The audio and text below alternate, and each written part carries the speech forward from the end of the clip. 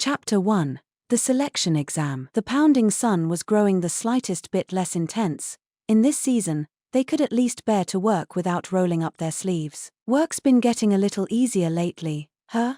Maomao said. Yes, so it has, replied Dr. Lee. They were cleaning the break room together. It was normally not the kind of job someone of Dr. Lee's status would have bothered with, but in his newly muscled state, he would do anything for some exercise. He even went out of his way to move the beds and clean under them.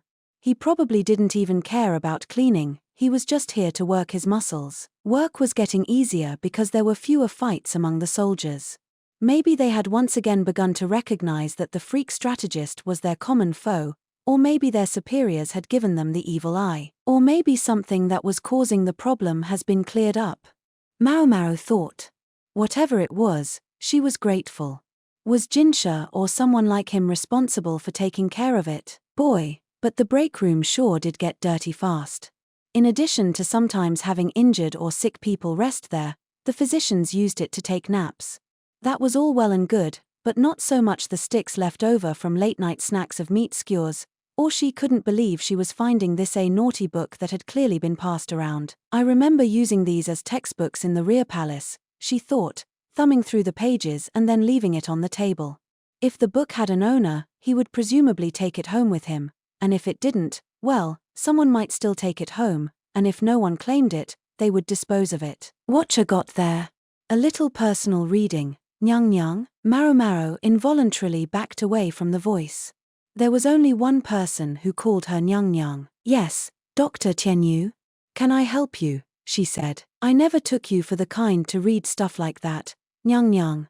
He was thrilled to have found something to tease her about, but unfortunately for him, he didn't realize that Dr. Lee was standing right behind him. One of the physicians forgot it here, Dr. Lee said. Yikes, indeed. What kind of greeting is that? Tianyu's face tensed when he saw Dr. Lee, who was already preparing to bring down his knuckle. What are you doing here, anyway? What happened to doing your work? The doctor said. I did my work. Really, I swear I have a good reason to be here, so maybe we could skip the knuckle for today? Tianyu clasped his head and tried to make himself as small as possible. He took most things in stride. The wind is no enemy of the willow tree, as the proverb went, but Maomao was tickled to find out that even he had a natural predator. So, what is this good reason? As she spoke, Maomao flung herself into a chair, folded her legs indolently, and, just for good measure, scratched at her ear with a finger. You sound polite, but I don't think you're being polite, Tianyu groused. It's your imagination, Maomao said, blowing on whatever had ended up on her finger. Maomao, it's fine to ignore most of what Tianyu says, but he may come with orders from above. We should hear him out, just to be sure, Dr. Lee said. Yes, sir. If Dr. Lee insisted, it wasn't her place to refuse. She resigned herself to listening to Tianyu. There's really a bright line between people you'll listen to and people you won't, isn't there, Maomao? It's your imagination, sir. They moved from the break room to the physician's administrative office, where they found the elderly doctor checking over the daily reports. Dr. Liu is asking for Nyang nyang. May I borrow her? Tianyu asked the older man, even he knew enough to mind his PS and QS around this physician. Tianyu and Maomao. Do you think this is about Dash? The old doctor seemed to have some inkling as to why Maomao would have been summoned. Sure, you can have her. Is she the only one? If I brought Dr. Lee, too, things would be all kinds of tough, wouldn't they? Tianyu replied lightly, true enough. Lee here is very versatile. I'd be much obliged if you'd leave him with me. That sounded very portentous, but Dr. Lee seemed as mystified as Maomao as to where she was going to go. Are you sure I shouldn't go along? He asked not Tianyu, but the old physician. Yep. It wasn't the old physician who answered, but Tianyu. If you're leaving Dr. Lee with me, then fine. Go ahead and take Maomao. The old doctor handed Dr. Lee the reports. Whatever the reason for this summons, Maomao was not much more eager than anyone else to spend time with Tianyu. I think it should be Dr. Lee who goes instead of Dr. Tianyu, she said. I humbly request he change with Dr. Lee. We can leave Dr. Tianyu here instead. This was both her considered professional opinion and her knee-jerk personal one. Absolutely not. I have no use for Tianyu either, the old doctor said firmly. Ha ha ha. Boy, Dr. Li, you sure are popular, Tianyu said. And you don't seem to be much liked anywhere you go, Tianyu, said Dr. Li, as merciless as his colleague. What are we going to be doing? Maomao asked. You know, no one told me much. They just said to be sure to bring you along, nyang nyang. Maomao and Tianyu both crossed their arms. Oh, it's nothing big. Just a simple test. If you don't pass, no harm done, the old doctor said, gazing out the window. Now, I think you'd better get going. Yes, sir, Maomao said, and then she and Tianyu took their leave of Dr. Li and the elderly physician. Dr. Liu's medical office was in the center of the palace grounds. It was located in the outer court, but close to His Majesty's bedchamber. Dr. Liu, however, was not there. You're looking for Dr. Liu? He's this way, said another physician, showing Maomao and Tianyu to another room. It turned out they were not the only ones who had been summoned. Quite a few other physicians were there. Everyone milled about, clearly uncertain why they had all been called. Interestingly, there were even several women. Not Maomao's colleagues Yarrow and Ian. These women were older, one could call them middle-aged, but they didn't appear to be palace women as such. Outsiders? That seems unlikely. Whoever they were, their presence helped prevent Maomao from standing out like a sore thumb. Her jaw dropped, however, when she saw who else was there, someone she never would have expected. A very elderly-looking physician with a bowed posture. Pops, Maomao's adoptive father, Luo Men, was there. He was supposed to be the rear palace physician. Maomao trotted over to him. Pops, nothing, he said. Around here, you can call me, let's see. Call me Dr. Khan. Yeah, but what are you doing here? Again, watch your tone. And be patient. You'll learn the answer soon enough. I take it Pops knows perfectly well what we're all doing here. Given the elderly physician's knowing comments, Maomao suspected the upper physicians had all talked this over to some degree or another. So what's going on? Tianyu asked Luo Men, trotting up behind Maomao. You'll find out any minute now. You can't expect me to explain it individually to every single one of you. Luo Men worked his way to the far end of the room, his cane clicking against the ground as he went. There was a desk there, and behind it was Dr. Liu. Another of the upper physicians was with him, and they were talking about something. Dr. Liu clapped his hands, cutting through the murmur of voices that filled the room. Everyone immediately fell silent. It looks like you're all here. You must excuse the abrupt summons, he said. Without further ado, we're going to divide you into 3 groups. He held up a paper so they could see it. Luo Men and the other physician did the same. I want each of you to go with the physician whose paper has your name on it. Maomao hopped up and down, trying to get high enough to spot her name. Yes, it looked like she was in Luomen's group, the last name on the list. About 10 other people also clustered around her father. I believe that's all of you. Come this way, please, he said, setting off with his cane clacking. Maomao skipped a little as she followed behind him. It crossed her mind to walk alongside him, but she thought better of doing that with all the doctors around, and attached herself to the back of the group instead. Another physician was helping Luo Men, with his bad leg, along. Luo Men took them to another room, where there were desks with papers on them, enough for everyone. It really is a test. Maybe the unexpected summons had been a way of trying to catch them off guard. Everyone looked around, confused. Sir, said one of the physicians, raising his hand. Why are we taking a test now? You don't have to take it if you don't want to. If you'd rather leave, feel free, you won't be punished, and no one will hold it against you. Luo Men went and sat on a chair at the farthest end of the room, his cane clicking along with him. The only kind of person I can think of who would go home when he said that would be a kid going to a rebellious phase. The doctors looked at each other, then took their seats. Maomao sat at the last available desk. You have 1 hour. Let's go ahead and get started, Luo Men said, lighting a stick of incense. The test paper lay face down on the desk. Maomao turned it over and took a look. It consisted of about 50 questions regarding basic medical knowledge, and another 50 about pharmaceuticals specifically. Given the 1 hour time limit, she got the sense that they were expected to answer all the questions easily. These should be things they already knew. Maomao began filling in answers, writing away without a break.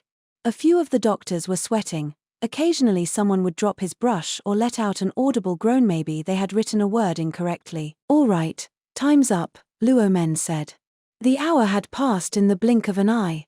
Maomao hadn't even had time to double-check her answers, but at least she had filled everything in. That was a good start. Some of the physicians' shoulders slumped. It was rough when you knew you could have answered more of the questions if you'd had more time. Once Luomen was sure that the incense stick was out completely, he stood up.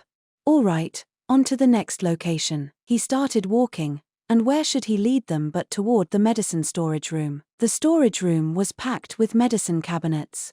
Maomao came all the time on official duties, but no matter how often she was here, it never failed to excite her. Okay, got to take a deep breath. She breathed in, savoring the room's distinctive smell. Now that I think about it, she began to register the faces of the assembled physicians.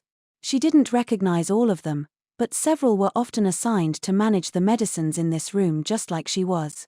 Given the content of the written examination they had just taken, she was starting to think that this group was full of people who were very experienced with medicinal herbs. So would that mean Tianyu's group is surgery? Tianyu was a gifted surgeon, if nothing else, including a decent human being. What should we do next, sir? One of the physicians asked. Well, let's see. Perhaps I could ask each of you to make a few medicines. Yes, sir. The doctors were trying to reset themselves. The patient is a 20-year-old woman. Her husband has come to you saying that she hasn't been able to sleep, possibly because of gastritis. What kind of medicine would you use to treat her? Several of the physicians sprang into action. Some went scrambling for ingredients, others, perhaps depressed by their performance on the written test, only seemed to be going through the motions of making medicine. But Maomao and 3 of the doctors didn't move. We'd only trip over each other by crowding the cabinets at the same time. There are plenty of ingredients. We won't run out. The 3 doctors, like Maomao, were people who had been assigned to manage the medicine cabinets. They wouldn't have to rush. They knew exactly what was in each drawer and could afford to take their time. Tall senior, short senior, and mid-height peer, Maomao thought, assigning each of them an arbitrary name. Well, not completely arbitrary. One of her seniors was tall, the other was short, and the physician who had joined the staff at the same time she had was of average stature. Each of them more or less did their own thing, so they had never really gone out of their way to introduce themselves to each other, but they knew each other by sight. The doctors who had gone into action first had begun to assemble their ingredients from the panoply of cabinets. Maomao looked over the drugs that had been gathered on the table. Longan and Toki, licorice, gardenia. Are we dealing with something to combat anemia and poor sleep? A few of the physicians had chosen slightly different ingredients, but they were all making roughly the same thing. You're not going to do anything? Luomen asked Maomao and the others who had stood still. If we all rushed the cabinets at once, we'd only trip over each other, sir, said her tall senior colleague. Her shorter senior narrowed his eyes and asked, does the patient have any other symptoms? Are we allowed to ask that? Symptoms, Luomen echoed. What kind of symptoms did you have in mind? Does this person have morning sickness? Maomao asked pointedly. A 20-year-old woman, with her husband making the inquiry? One had to consider the possibility of pregnancy. There were plenty of drugs that could help with insomnia, but many of them could have negative effects on the pregnancy. The other physicians who had stayed behind seemed to have had the same intuition as Maomao. That doesn't mean that the other doctors are incompetent or anything. The vast majority of the patients they would see in the court were men. Even when a palace lady got sick, she often preferred to hide that fact rather than present herself at the medical office, and if she was pregnant, she would probably just leave court service altogether. Luomen had presented them with a trick question, one that required them to take a step beyond their experience as court physicians. Well, let's see.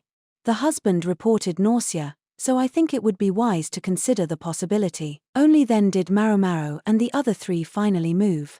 The doctors who had gone first were starting to show Luomen the results of their efforts and he was telling them they had failed. One of them did pass, but he didn't seem very happy about it. Maybe his results on the written test hadn't been so good. The remaining 4, including Maomao, gathered roughly the same kinds of herbs and made similar drugs.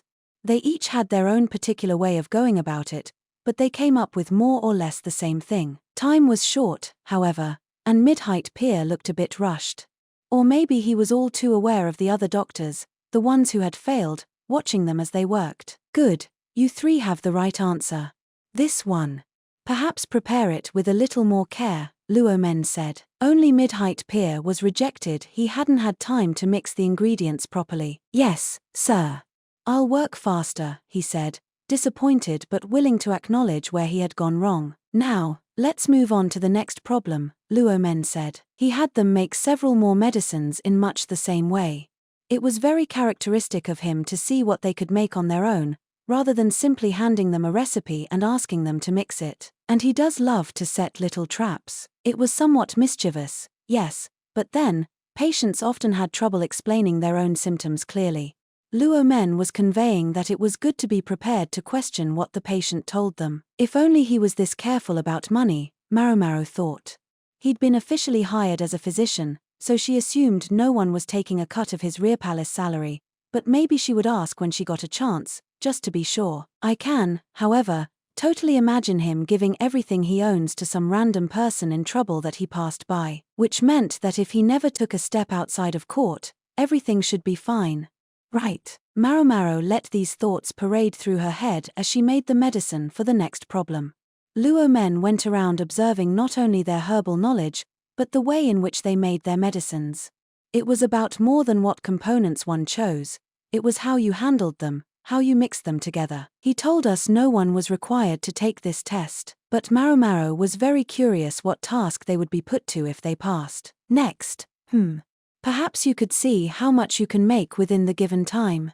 Use the ingredients listed here. Luo Men was upping the difficulty. Maomao looked at the formula and raised her hand. Sir, yes. What would be the point of making so much of this medicine? We would never be able to use all of it. If they were going to ask her to waste precious medicinal herbs, Maomao was going to say something about it. I agree with her, Short Senior said. The medicine they were being asked to make was a concoction for stomachaches, but considering how much of that they went through in a day, this was far too much. The herbs that served as the basis for this medicine could also be used in other drugs, so it was no good to burn through them making a bunch of the same medicine. Couldn't we make something for wounds? Something we could use with the soldiers? Maomao asked. The other physicians agreed with her. The medicine won't go to waste, Luo Men assured her. It will be distributed to patients in town. Sir. What does that mean? Asked mid-height peer. The other doctors likewise began to murmur among themselves. It's in order to investigate the effects of a new medicine we'll be making. We've gathered a group of patients with similar symptoms to make it easy to compare. It was like a more precise version of the experiments Maomao had been performing on her left arm. Silently, she looked over the formula they'd been given once more. Winter melon seed, rhubarb root, mood and pie, something for circulation. Just what kind of patients had they gathered? And what kind of medicine were they trying to develop? Today's tests are about deciding who will be involved in administering the medicine. The tests, incidentally, are now over. You may all go home. You'll be notified soon whether you passed or not. Carrying their answer sheets, Luo Men left the room. The test takers all looked at each other, mystified, and then began to filter out. Guess I'll go too. Maomao was about to do just that when someone caught her shoulder. Hey, you. It was one of the other test takers, the one doctor out of the early birds who had passed the first medicine-making test. Maomao had never been in the same office as him, but she'd seen his face somewhere. Do you know about Suirei? He demanded. Suirei? Oh, years ago, there had been a physician who was in love with Suirei. She'd used him like a pawn when she'd made her resurrection drug and fled the palace. He was entrusted with looking after the medicine supply before. Now he was assigned somewhere else, presumably demoted after what had happened with Suirei. Was it just luck that he and Maomao had never run into each other so far, or was somebody politely keeping them apart? When you say Suirei, do you mean what she's doing now? That's right. I have no idea. Is that the truth? Hell no, it's not. But she had to lie to him. For outward purposes, Suirei was someone who could not exist. She was a member of the Shi clan and a granddaughter of the former emperor. She'd been involved with accidents and murders of several VIPs, and had even abducted Maomao. The moment anyone learned she was alive, she might be headed to the gallows. Thus, no matter how cold it seemed, Maomao had to be firm. If I ever find out where she is, I'll be obligated to tell someone. I'd probably even collect a nice reward for it. Suirei was a suspect in a whole range of cases. Even this doctor had to know that she would never be safe if she were found. After a long moment, he said, "All right." Then he left the room, shoulders slumped. "Do yourself a favor and forget about her," Maomao thought, putting a hand to her chest in relief.